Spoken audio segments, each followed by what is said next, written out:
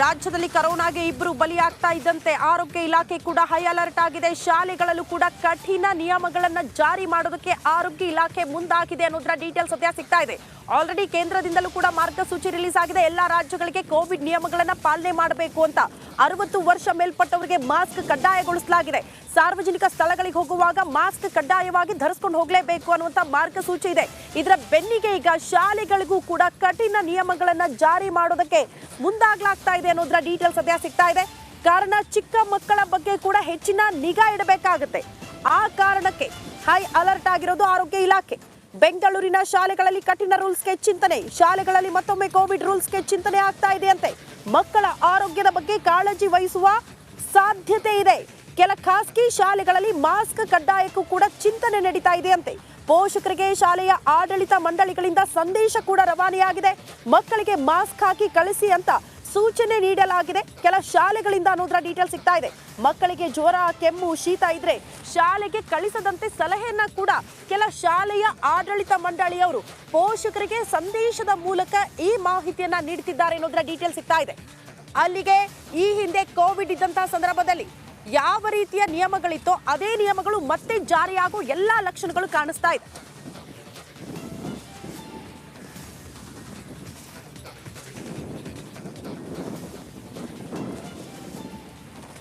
ಈ ಬಗ್ಗೆ ಮತ್ತಷ್ಟು ಡೀಟೇಲ್ಸ್ ಅನ್ನ ಕೊಡ್ತಾ ಹೋಗ್ತಾರೆ ನಮ್ಮ ಪ್ರತಿನಿಧಿ ವೀರೇಶ್. ನೇರ ಸಂಪರ್ಕದಲ್ಲಿ ಜಾಯಿನ್ ಆಗ್ತಿದ್ದಾರೆ.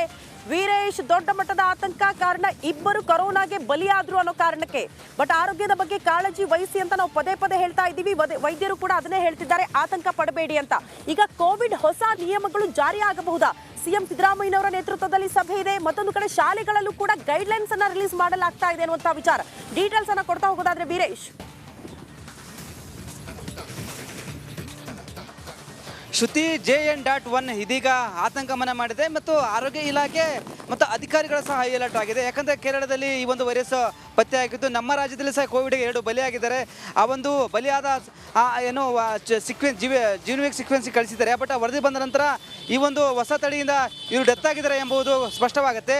ಆದ್ರೀಗ ಆರೋಗ್ಯ ಇಲಾಖೆ ಸಭೆ ಮೇಲೆ ಸಭೆ ಮಾಡ್ತಿದ್ದಾರೆ. ಮತ್ತೊಂದು ಕಡೆ ಕೇಂದ್ರ ಆರೋಗ್ಯ ಇಲಾಖೆ ಸಹ ಇನ್ನು ಎಲ್ಲ ರಾಜ್ಯಗಳ ಜೊತೆ ಸಭೆ ನಡೆಸಿ ಏನೆಲ್ಲ ಮುಂಜಾಗ್ರತಾ ಕ್ರಮ ಕೈಗೊಳ್ಳಿದ್ದಾರೆ ಅಂತೇನೋ ಒಂದು ಕಡೆ ವರದಿ ಸಹ ತೆಗೆದುಕೊಂಡಿದ್ದಾರೆ. ಹೀಗಾಗಿ ಮತ್ತು ಇವತ್ತು ಸಹ ಏನು CM ನೇತೃತ್ವದಲ್ಲಿ ಒಂದು ಸಭೆ ಆಗುತ್ತೆ. ತಾಂತ್ರಿಕ ಸಲಹಾ ಸಮಿತಿ ಸದಸ್ಯರು ಈ ಒಂದು ಸಭೆಯಲ್ಲಿ ಭಾಗಿಯಾಗ್ತಾರೆ. ಅಂದರೆ ಈ ಒಂದು ವೈರಸ್ ಯಾವ ರೀತಿ ಪ್ರಭಾವ ಬೀರುತ್ತೆ, ಏನಾದರೂ ಗೈಡ್ಲೈನ್ಸ್ ರೆಡಿ ಮಾಡಬೇಕಾ? ಯಾಕಂದರೆ ಈ ಒಂದು ವೈರಸ್ ಬೇಗ ಹರಡಿದರೆ ತುಂಬ ಕಷ್ಟ ಆಗುತ್ತೆ. ಈ ಒಂದು ವೈರಸ್ ಬಗ್ಗೆ ಅಧ್ಯಯನ ಮಾಡಬೇಕಾಗುತ್ತೆ. ಹೀಗಾಗಿ ತಾಂತ್ರಿಕ ಸಲಹಾ ಸಮಿತಿ ಕೆಲವೊಂದು ವಿಷಯಗಳು CMಗೆ ತಿಳಿಸ್ಬೋದು. ಯಾಕಂದರೆ ಕ್ರಿಸ್ಮಸ್ ಬರ್ತಿದೆ, ಹೊಸ ವರ್ಷ ಆಚರಣೆ ಬರ್ತಿದೆ, ಗುಂಪಾಗಿ ಸೇರ್ತಾರೆ, ಜನಸಾಂದ್ರಣೆ ಜಾಸ್ತಿ ಇರುತ್ತೆ.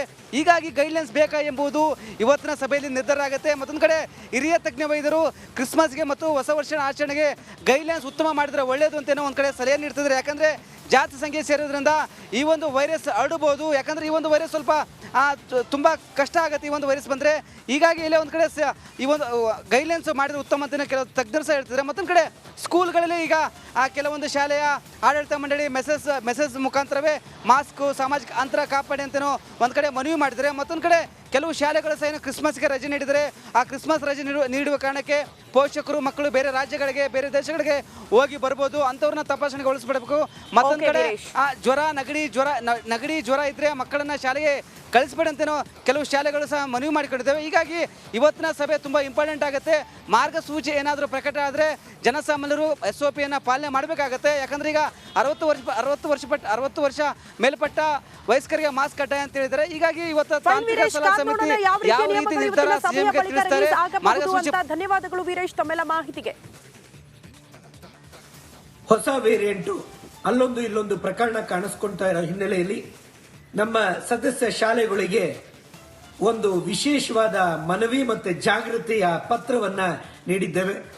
ಸ್ಪಷ್ಟವಾಗಿ ಪಾಲಕ ಪೋಷಕರಿಗೂ ಕೂಡ ಮಕ್ಕಳು ಅನಾರೋಗ್ಯ ಕಂಡು ಬಂದಾಗ ಶಾಲೆಗೆ ಕಳಿಸಬಾರ್ದು. ಜೊತೆಯಲ್ಲಿ ಮೊದಲು ಏನು SOPಗಳು ಇದ್ದವು, ಅದು ಜ್ವರದ ಬಗ್ಗೆ ತಪಾಸಣೆ ಆಗಿರ್ಬೋದು, ಸ್ಯಾನಿಟೈಸ್ ಆಗಿರ್ಬೋದು, ಅದರ ಬಗ್ಗೆ ಹೆಚ್ಚು ಗಮನ ವಹಿಸಿ. ಈಗ ರಜೆಗಳ ಒಂದು ಸರಣಿ ಬರುತ್ತೆ, ವಾರಗಟ್ಟಲೆ ಕೆಲ ಶಾಲೆಗಳಲ್ಲಿ ರಜಾ ಕೊಡ್ತಾರೆ. ಮಕ್ಕಳು ಪಾಲಕ ಪೋಷಕರು ಹೊರ ರಾಜ್ಯಗಳಿಗೆ, ಹೊರ ದೇಶಕ್ಕೆ ಹೋಗಿ ಬರ್ತಕ್ಕಂಥದ್ದು ಇದ್ದೇ ಇರುತ್ತೆ. ಬರ್ತಕ್ಕಂಥ ಮಕ್ಕಳು ಅವರ ಬಗ್ಗೆ ಸೂಕ್ಷ್ಮವಾದ ಒಂದು ಮುನ್ನೆಚ್ಚರಿಕೆ ವಹಿಸಿ ಯಾವುದೇ ರೀತಿಯಾದ ಸಿಂಪ್ಟಮ್ಸ್ ಆಗಲಿ ಹುಷಾರ್ ತಪ್ಪಿದ್ರೆ ಖಂಡಿತವಾಗ್ಲೂ ರಾಜ್ಯ